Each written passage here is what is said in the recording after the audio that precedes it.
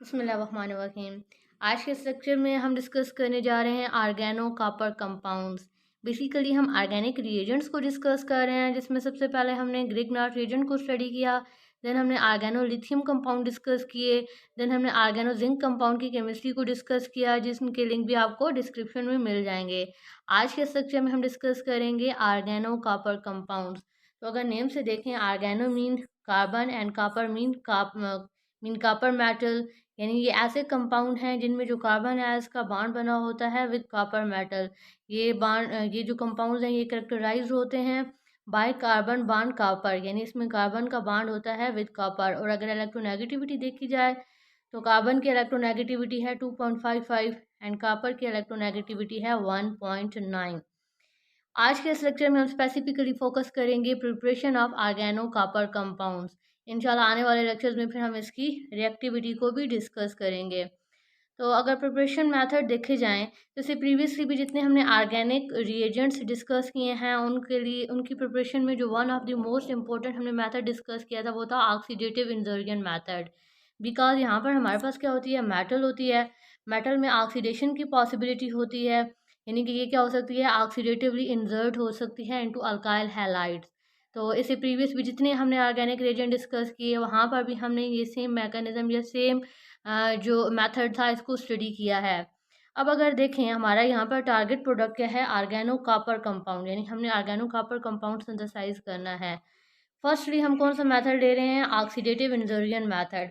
Oxidative इंजर्शन method mean हम क्या करते हैं, सिंपली अल्काइल हैलाइड्स लेते हैं और इसका रिस्पेक्टिव मेटल के साथ, जो कि यहाँ पर गिवन कंडीशन में क्या है, कॉपर है, इसके साथ रिएक्शन करवाया जाता है तो मेटल क्या हो जाती है, ऑक्सीडेटिवली इंजर्ट हो जाती है, यानी कि ये क्या बना लेगी, यहाँ से आर के साथ बॉन्ड बना लेगी इस तरीके से।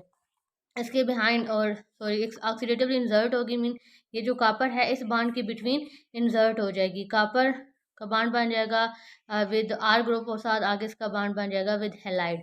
अब इसके बिहाइंड का रिएक्शन मैकेनिज्म क्या है, कैसे ये ऑक्सीडेटिवली इंजर्ट होती है। बेसिकली इसे प्रीवियसली जितने भी हमने रिएक्शन स्टडी किए हैं वहाँ पर भी हमने क्या किया है, इसका डिटेल मैकेनिज्म स्टडी किया हुआ है। यहाँ पर अब अगर हम देखें तो यानी कि यहाँ पर भी मैकेनिज्म देखिए, मैकेनिज्म के स्टेप एग्जैक्टली सेम होंगे कि कॉपर है, फर्स्ट स्टेप में क्या होगी, इसकी ऑक्सीडेशन होगी। ऑक्सीडेशन मीन ये क्या करेगा, यहाँ से इलेक्ट्रॉन रिमूव करेगा, इस तरीके से कैटायनिक फॉर्म जनरेट कर देगा। सेकंड यहाँ पर हमारे पास रिएजेंट क्या है, अल्काइल हैलाइड। तो यहाँ से जो इलेक्ट्रॉन जनरेट हुए हैं इनमें से एक इलेक्ट्रॉन क्या करेगा, इस हैलाइड के साथ इस तरीके से बॉन्डिंग बना लेगा, यानी कि ये जो बॉन्ड है ये क्या होगी, उसकी होमोलिटिक क्लीवेज हो जाएगी। जब होमोलिटिक क्लीवेज हो जाएगी यानी कि एक आर का रेडिकल जनरेट हो गया। सेकंड जो हैलाइड था, एक यहाँ से इलेक्ट्रॉन और एक यहाँ से इलेक्ट्रॉन, इस तरीके से एनायनिक फॉर्म जनरेट हो जाएगी। नेक्स्ट क्या होगा कि यहाँ पर ये जो सेकंड इलेक्ट्रॉन है, बिकॉज यहाँ पर 2 इलेक्ट्रॉन रिलीज हो रहे थे, एक इलेक्ट्रॉन ने इस हैलाइड की होमोलिटिक क्लीवेज करवाई। सेकंड जो इलेक्ट्रॉन होगा ये इस रेडिकल के साथ रिएक्ट करके इस तरीके से एनायनिक फॉर्म जनरेट कर देगा। अब अगर हम रिएक्शन में देखें ओवरऑल तो एक हमारे पास इस तरीके से कॉपर की स्पीशी प्रेजेंट है, तो यहाँ पर ये इलेक्ट्रॉन भी यूटिलाइज हो गए, ये आर रेडिकल भी यूटिलाइज हो गया, ये हैलाइड का एनाइन प्रेजेंट है और अल्काइल का इस तरीके से एनाइनिक फॉर्म प्रेजेंट है। इट्स मीन हमारे पास रिएक्शन में क्या प्रेजेंट है। अगर हम इसको कंपेयर करें तो इससे पहले जो हमने आर्गेनो कॉपर कंपाउंड डिस्कस किए थे एग्जैक्टली सेम यहाँ पर भी स्टेप्स हैं। तो इस तरीके से क्या होगा, अब कॉपर की वैलेंसी क्या है 2+, यानी कि ये कैटायनिक फॉर्म में है। ये अपनी वैलेंसी को स्टेबल करने के लिए इस आर के साथ भी बॉन्ड बना लेगा और यहाँ से हैलाइड के साथ भी, यानी कि यहाँ से इस तरीके से अगर हम बॉन्डिंग देखें तो ये इस तरीके से बॉन्डिंग हो जाएगी, जिसको आगे हम इस तरीके से रिप्रेजेंट कर सकते हैं। तो ये अगर हम देखें हमारे पास क्या सिंथेसाइज हो गए हैं, आर्गेनो कॉपर कंपाउंड सिंथेसाइज हो गए हैं। लेकिन अब यहाँ पर एक क्वेश्चन ये अराइज होता है कि आइदर कॉपर की इतनी ऑक्सीडाइजिंग पोटेंशियल है कि ये इजीली इलेक्ट्रॉन रिमूव कर सके। तो अगर हम देखें मीन कि हम पेपर वर्क के लिए तो इसकी ऑक्सीडेशन पोटेंशियल को इस तरीके से रिप्रेजेंट कर सकते हैं, लेकिन अगर इन एक्चुअल देखा जाए, प्रैक्टिकली देखा जाए तो ये रिएक्शन जो है इतना इजीली पॉसिबल नहीं है। जिस तरीके से हमने ग्रिग्नार्ड रिएजेंट को सिंथेसाइज कर लिया था या ऑर्गेनोलिथियम को इस मेथड से सिंथेसाइज कर लिया था या हम ऑर्गेनो जिंक कंपाउंड को इस मेथड से सिंथेसाइज कर लेते हैं, इस तरीके से ऑर्गेनो कॉपर कंपाउंड्स को इस मेथड से सिंथेसाइज करना ऑल दो पॉसिबल है लेकिन इतना इजी नहीं है। क्यों इजी नहीं है, इसके बिहाइंड रीज़न क्या है, बिकॉज जो कॉपर है इसका लो ऑक्सीडाइजिंग पोटेंशियल है। अब अगर हम ऑक्सीडाइजिंग पोटेंशियल की बात करें तो यहाँ पर हमारे पास मेटल्स हैं, इनका ऑक्सीडाइजिंग पोटेंशियल मेंशन है। ऑक्सीडाइजिंग पोटेंशियल मीन के इनकी टेंडेंसी टू लूज इलेक्ट्रॉन, ये कितना इजीली इलेक्ट्रॉन को लूज कर सकते हैं। तो अगर हम लिथियम की बात करें तो कितना है 3.04, सोडियम का है 2.17, मैग्नीशियम का है 2.36, एल्यूमिनियम का है 1.66, जिंक का है 0.76, आयरन का 0.45, निकल का 0.26 और अगर कॉपर की हम बात करें तो इसका है -0.34। यानी कि यहाँ पर अगर हम रिस्पेक्टिव मेटल्स के साथ कंपेयर करें तो इसका जो ऑक्सीडाइजिंग पोटेंशियल है, इसकी जो एबिलिटी है टू लूज इलेक्ट्रॉन, वो बहुत कम है। दैट्स वाई पे प्रेफरेबली हम इस रिएक्शन को यूज़ नहीं करते। हम कर सकते हैं इन प्रैक्टिस इस रिएक्शन को, लेकिन फिर हमें क्या होगा, लॉट ऑफ हीट रिक्वायर्ड होगी और addition of extra reagent required होंगे to influence the oxidising potential of metal. Mean यहाँ पर जो कॉपर है, सिंपली हम क्या कह रहे हैं, इसका ऑल दो पॉसिबल है ऑक्सीडेटिव इंजर्जन, लेकिन यहाँ पर हम प्रैक्टिकली देख सकते हैं कि जो इसका ऑक्सीडाइजिंग पोटेंशियल है वो बहुत कम है। इट्स मीन कि ये प्रेफरेबली हम या इतना इजीली इस रिएक्शन को परफॉर्म नहीं कर सकते। अगर हम इस रिएक्शन को परफॉर्म करना चाहते हैं तो हमें कुछ रिएक्शंस कंडीशंस प्रोवाइड करनी पड़ेंगी, तब यहाँ पर ये रिएक्शन पॉसिबल होगा। और होता कैसे है, इसका मैकेनिज्म क्या है, ये भी हमने स्टडी कर लिया है।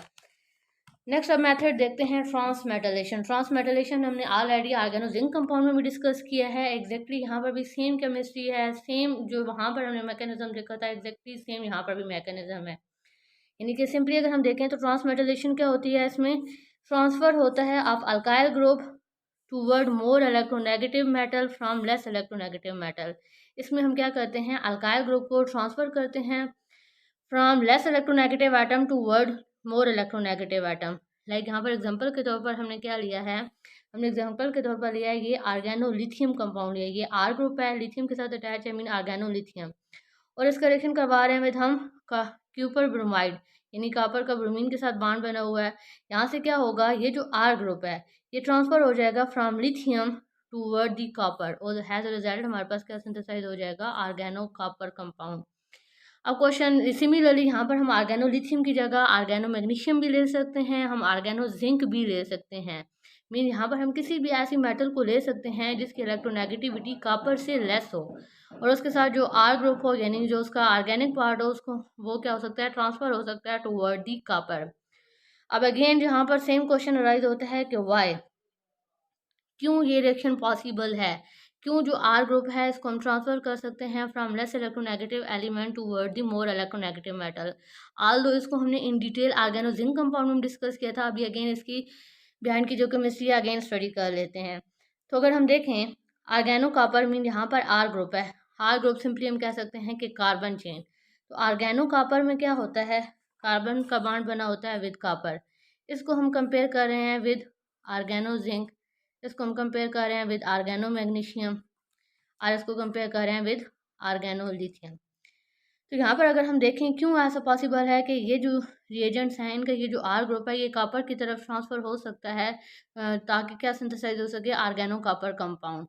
बिकॉज ये जो कार्बन बॉन्ड कॉपर है ये क्या होता है, मोर स्टेबल होता है as compare to carbon bond lithium, as compare to carbon bond magnesium और कार्बन बॉन्ड जिंक। अब नेक्स्ट क्वेश्चन अराइज होता है अगेन वाई, क्यों जो कॉपर और कॉपर एंड कार्बन का बॉन्ड है ये मोर स्टेबल है as compare to carbon lithium bond, as compare to carbon magnesium bond और as compare to carbon zinc bond. ये जो हम ऑर्गेनिक रिएजेंट डिस्कस कर रहे हैं इसका जो बिल्कुल एग्जैक्टली जो फर्स्ट रिएक्शन था वहाँ पर भी हमने इसको स्टडी किया था कि यानी कि मेन एक ही रीज़न है, एक ही पॉइंट है जिसकी बेस पे हम क्या करते हैं, स्टेबिलिटी को डिस्क्राइब करते हैं।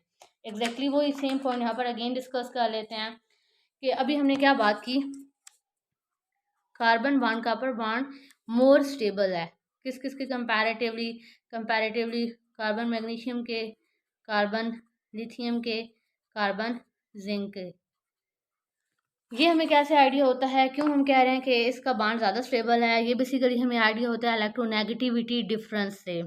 लाइक यहाँ पर अगर हम बात करें कार्बन बॉन्ड कॉपर, तो कार्बन की इलेक्ट्रोनेगेटिविटी कितनी है 2.55, कापर की कितनी है 1.9। अगर इलेक्ट्रोनेगेटिविटी डिफरेंस देखा जाए तो 0.65 आएगा। और अगर इसको हम कंपेयर करें कार्बन बॉन्ड जिंक से तो इसका इलेक्ट्रोनेगेटिविटी डिफरेंस कितना आ रहा है 0.9। और अगर कार्बन मैग्नीशियम से कंपेयर किया जाए तो इसका इलेक्ट्रोनेगेटिविटी डिफरेंस कितना आ रहा है 1.24। और कार्बन लिथियम बॉन्ड से अगर कंपेयर किया जाए तो इसका इलेक्ट्रोनेगेटिविटी डिफरेंस कितना आ रहा है 1.57।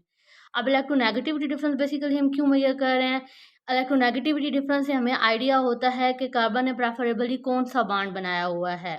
जितना ज़्यादा इलेक्ट्रोनेगेटिविटी डिफरेंस होगा इट्स मीन आयनिक करैक्टर ज़्यादा होगा। लाइक यहाँ पर अगर हम देखें इनमें अगर हम डाउन द ग्रुप जैसे हम मूव कर रहे हैं तो कार्बन बॉन्ड लिथियम में इलेक्ट्रोनेगेटिविटी डिफरेंस सबसे ज़्यादा आ रहा है। इट्स मीन इस केस में कार्बन ने प्रेफरेबली कौन सा बॉन्ड बनाया होगा, आयोनिक बॉन्ड बनाया होगा।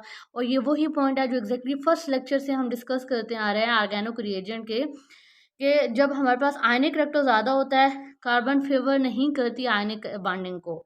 इट्स मीन फिर ये जो बॉन्ड है ये क्या होगा अनस्टेबल हो जाएगा, या इन अदर वर्ड्स हम कह रहे हैं रिएक्टिव हो जाएगा। तो यहाँ पर हमने देख लिया कि कार्बन बॉन्ड लिथियम जो है वो क्या है अनस्टेबल बॉन्ड है, बिकॉज इसमें प्रेफरेबली कार्बन ने कौन सा बॉन्ड बनाया हुआ है आयनिक, जो कि हमें आइडिया हो गया इसके इलेक्ट्रोनेगेटिविटी डिफरेंस से। अगर इसको हम कंपेयर करें यहाँ पर carbon bond magnesium electronegativity difference क्या हो रही है आल तो कम हो गई है, लेकिन इन दोनों के कंपैरेटिवली फिर भी ज़्यादा है यहाँ, यानी यहाँ पर भी हाई परसेंटेज किसकी होगी आयनिक बॉन्डिंग की होगी। आयनिक बॉन्डिंग होगी अगेन कार्बन फिर क्या होगा यहाँ पर इसने अनस्टेबल बॉन्ड बनाया होगा। नेक्स्ट अगर हम देखें कार्बन एंड जिंक के केस में तो यहाँ पर क्या होगा ऑलमोस्ट यानी कि 100% आयोनिक भी नहीं होगा, 100% कोवलेंट भी नहीं होगा, प्रेफरेबली कोवलेंट होगा। और अगर कार्बन बॉन्ड कॉपर की बात की जाए तो यहाँ पर इलेक्ट्रोनेगेटिविटी डिफरेंस मजीद डिक्रीज हो गया है। डिक्रीज इन इलेक्ट्रोनेगेटिविटी सजेस्ट कर रहा है कि यहाँ पर प्रेफरेबली कौन सी बॉन्डिंग हो रही है कोवलेंट बॉन्डिंग हो रही है, और कार्बन प्रेफर करता है कोवलेंट बॉन्डिंग को। इट्स मीन कि यहाँ पर जो कार्बन का कॉपर के साथ बॉन्ड बना हुआ है स्टेबल बॉन्ड बना हुआ है। तो यही एग्जैक्टली रीज़न है या यही केमिस्ट्री है बिहाइंड द ट्रांसमेटलेशन, कि ट्रांसमेटलेशन पॉसिबल क्यों है, बिकॉज नेचर में हर जो चीज़ है वो खुद को स्टेबल करना चाह रही है। तो यहाँ पर अगर हम देखें जो आर का ग्रुप बना हुआ है विद लिथियम ये क्या है कंपैरेटिवली लेस स्टेबल है। क्यों लेस स्टेबल है अभी हमें आइडिया हो गया कि इस केस में ये जो अल्काइल का कार्बन होगा वो क्या होगा उसमें अनस्टेबल होगा। क्यों अनस्टेबल होगा, क्योंकि उसमें हाई परसेंट आयनिक करेक्टर होगा। हाई परसेंट आयनिक करेक्टर होने की बिहाइंड की रीज़न क्या है हाई इलेक्ट्रोनेगेटिविटी डिफरेंस। तो वो प्रेफर करेगा किसी ऐसे मेटल के साथ बॉन्ड बनाना जिसमें क्या हो उसकी प्रेफरेबल जो बॉन्डिंग हो वो क्या हो कोवेलेंट बॉन्डिंग हो, या फिर हमारे पास क्या आ जाए उस मॉलिक्यूल में अल्काइल के जो कार्बन है उसमें क्या आ सके स्टेबिलिटी आ सके। तो यहाँ पर हमने डिस्कस कर लिया, यानी कि सिंपली अब हमें आइडिया हो गया कि हम क्या करें। अगर हम आर्गेनो लिथियम लें, आर्गेनो मैग्नीशियम लें या आर्गेनो जिंक लें तो उनको हम क्या कर सकते हैं ट्रांसमेटलेट कर सकते हैं, या उनका जो अल्काइल ग्रुप है उसको हम ट्रांसफ़र कर सकते हैं टूवर्ड दी कॉपर, और एज अ रिजल्ट क्या सिंथेसाइज किए जा सकते हैं आर्गन अल्काइल कॉपर कंपाउंड या आर्गेनो कॉपर रिएजेंट सिंथेसाइज किए जा सकते हैं। तो यहाँ तक थी सिंथेसिस ऑफ आर्गेनो कॉपर कंपाउंड। इंशाल्लाह नेक्स्ट लेक्चर में मज़ीद आर्गेनो कॉपर कंपाउंड की केमिस्ट्री को डिस्कस करेंगे। Thank you so much.